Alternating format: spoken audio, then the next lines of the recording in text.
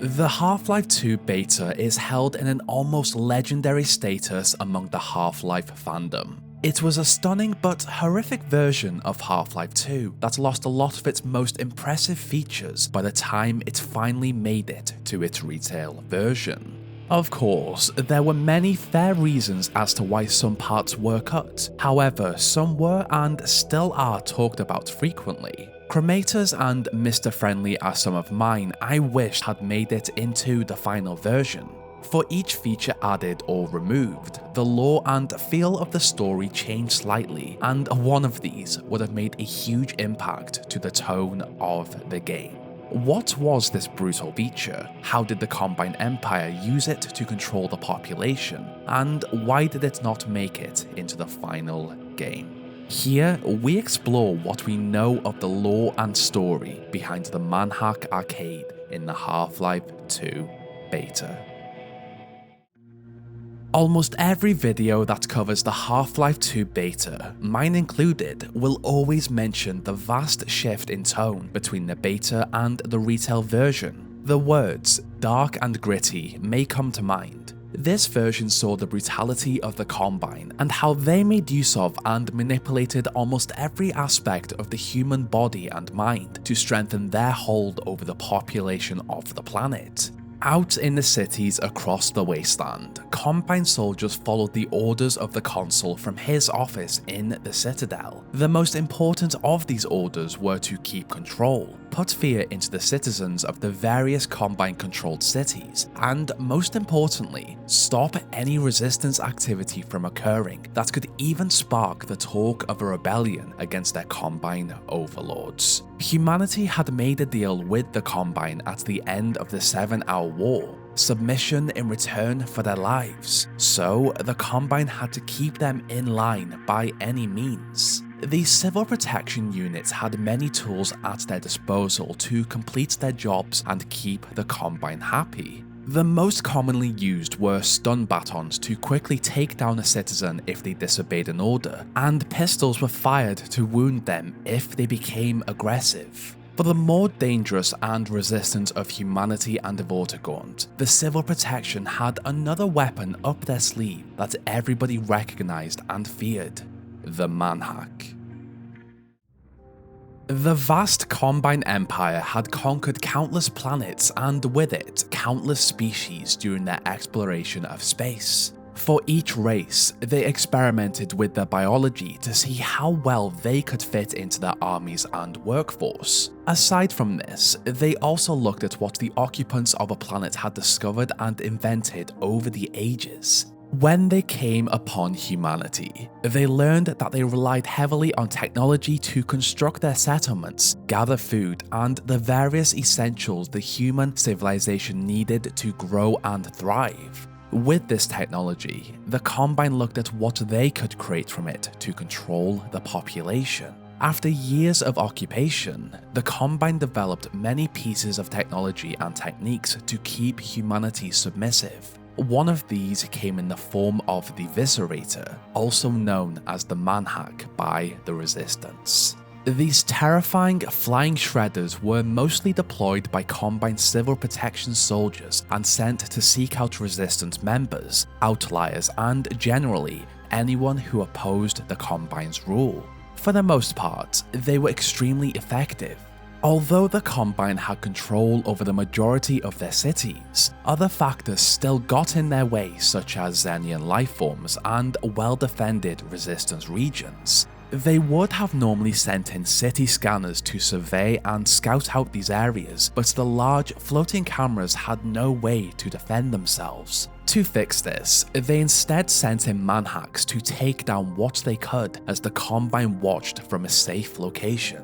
Although the manhacks were extremely aggressive, they also often destroyed themselves in the process of an attack. These Viscerators were used for many situations by the civil protection. The main one was to injure their target for retrieval, and as they were deployed in waves, they often completed their task. They also came in extremely useful in a situation where their target had set up in an enclosed region, such as a cave or a tunnel, that were unsafe for the officers to enter. To combat this, they deployed multiple manhacks into them to force their target out. The manhacks were designed to fly at high speeds at their target, as their 3 razor-sharp blades hacked anyone that was not fast or smart enough to escape. This earned them their name of Manhack. The Resistance soon came to learn when one of these had been deployed and how to fight against them. When deployed, they gave off a loud, sharp beeping noise that accompanied the sound of a motor that span its blades. These blades had the ability to cut through softer materials such as flesh, cardboard, and even wood with ease. However, they were not strong enough to slash through stronger materials like metals or concrete. Therefore, a shot from a bullet or a swipe from a metal object typically took them down fairly easy. On paper, it would appear that when a Resistance fighter came up against a group of manhacks, it would have been easy to take them out, but their loud blades and speed in which they came at their target would urge panic in even the strongest person in that terrifying situation.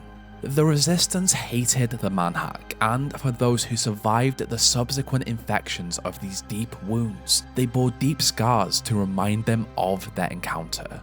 The Combine had constructed a small but powerful weapon that allowed them to herd outliers like sheep, control the population, and injure them when they stepped out of line. With this, the bright and brutal minds of this multi-universal alien empire came up with another way to manipulate the masses and force submission, a way humanity had no idea they were about to participate in. The Combine knew humanity extremely well. This alien force, by nature, were a combination of species that had harvested and been harvested to become more efficient for their greater goal of domination. This meant that they knew how to experiment with, study, and manipulate the species they encountered.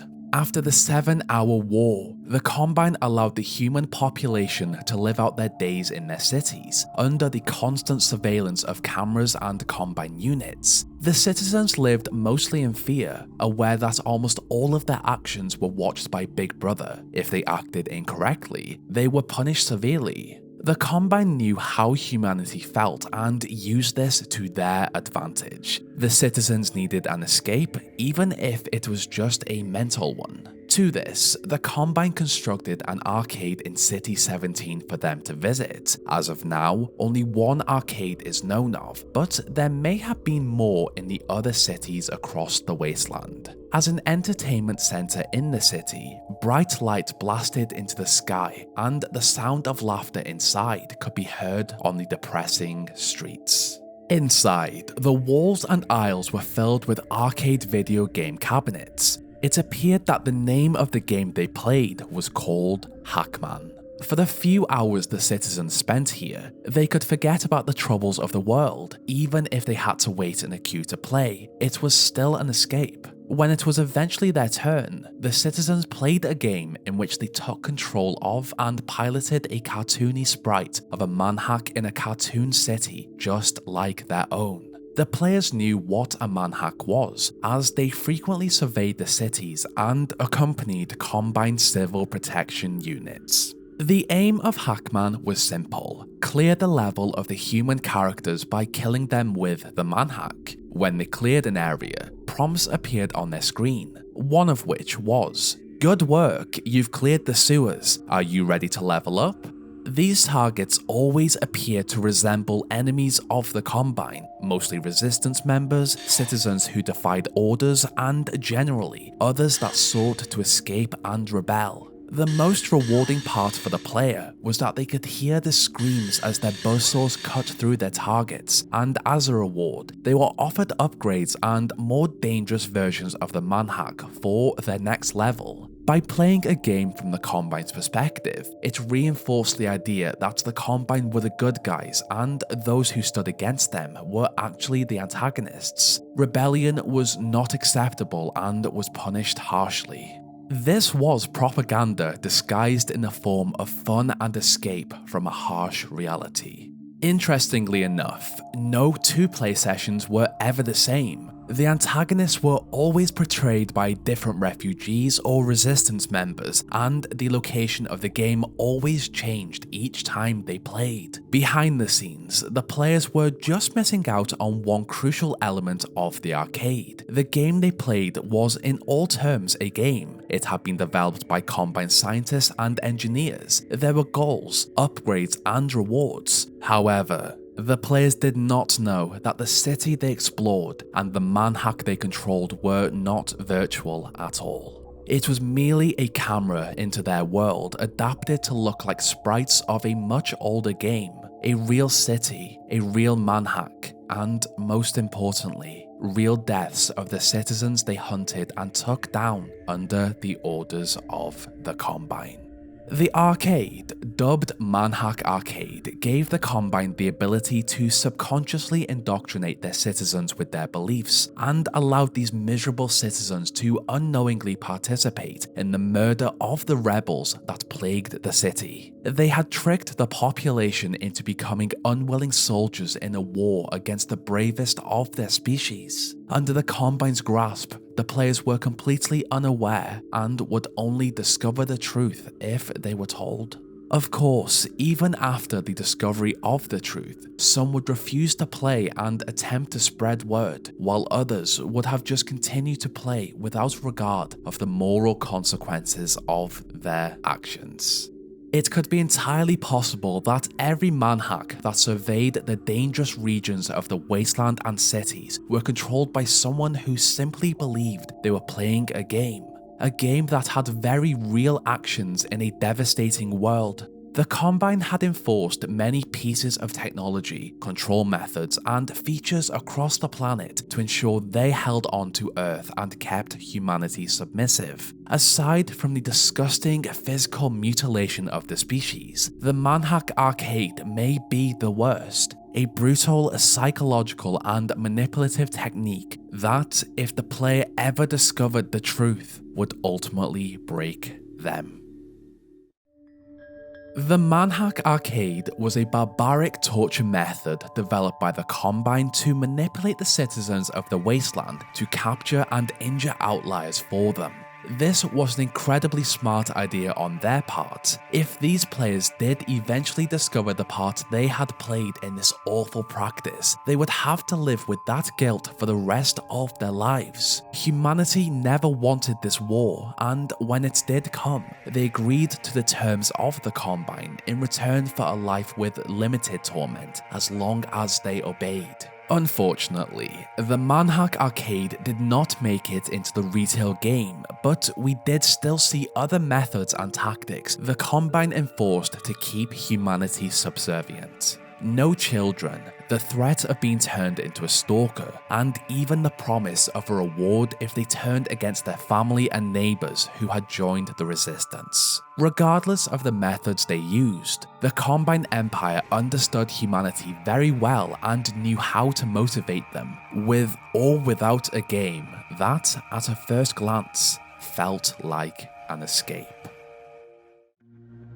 As of now, 3 main versions of the Manhack Arcade have been found, and they kind of show how the development of this location changed during production. I do not know a lot about game design, so this will not be as detailed as my regular lore content. Version 1 looks most like a normal arcade that you would find in your hometown or a holiday destination. This has 2 floors and a locker room. Of course, while the location was used to trick the citizens into that feeling of safety, the Combine still placed their propaganda on the walls and floors of the building. The ground floor is filled with regular arcade machines. There are so many machines here. These could have all been solely used to control the manhacks, or my speculation is that there would have been many other games designed by the Combine to trick the players into helping them. Just imagine: Torture Simulator, Capture the Vortigaunt, Beating Quota, Hunt Down the Freeman. That's a good one. This is why I feel like it is a huge shame we lost this feature. It could have also been used in so many other ways. This is by far my favourite version of the Manhack Arcade. Lulled into a place of false escapism only to be a part of the torture and torment of another human. Version 2 is completely different to version 1. Valve took out everything and made it new. This is where we see the iconic concept art of the Manhack Arcade. The once almost welcoming 2-floor arcade has been turned into one large room. The players now have limited machines and have to queue to play. It feels much more like a Combine creation. It makes sense really. If the citizens have to wait to play the game, they are likely going to enjoy it more and try harder to beat the scores of the other players. Classic Combine psychological manipulation. It feels almost like a well-oiled machine. In Arcade 04, we can see a larger room with stairwells with access to other regions. Version 3 of the Manhack Arcade has the same interior as version 2. This one just has a different exterior. Instead of a standard entrance on the street, the building was adapted to adorn a giant star. From this concept art, we can see how overpowering the citadel is in the background, as the entrance to the arcade sits just below it. It may also be important to note that the entrance seems to have been modelled after a Macy's entrance, or it at least was used as a reference. This version went through different changes, and eventually, the star was removed to suit a more Combine Half-Life 2 beta entrance. As I said earlier, the first version of the arcade is my favourite. In a way, it feels comforting. That may just be because when I was younger, my family used to travel to a holiday location that had an arcade that looked just like it. So how would Gordon Freeman have come across the Manhack Arcade on his journey? He would have met Barney Calhoun while he was inside, and Barney would have then sent him to a radio tower building, which would then have pointed him to the sewers where Dr. Kleiner's lab was hidden. The Manhack Arcade would have been a brief stopping point in the story, but although brief, it would have set the tone for the Combine and their ability to manipulate humanity. The concept for the Manhack Arcade sounds absolutely amazing. However, Valve stated in what has become my bible, Half-Life 2 Raising the Bar, that like many early gameplay ideas, it sounded good on paper, but proved to be overly complex and not very fun. From this quote, and other discoveries since, it suggests that the player could have played the game too. If not, it would still have been a great feature to have in the background. The Manhack is a pretty small but interesting topic. During the early stages of the development of Half-Life 2, Valve planned for the player to acquire the ability to reprogram Manhacks and then use them against the Combine. I feel like this would have been a great weapon to add to our toolset. I guess in a similar vein to how we used the bug bait to fight against the Combine in the retail version. Unfortunately, this feature did not make it into the game.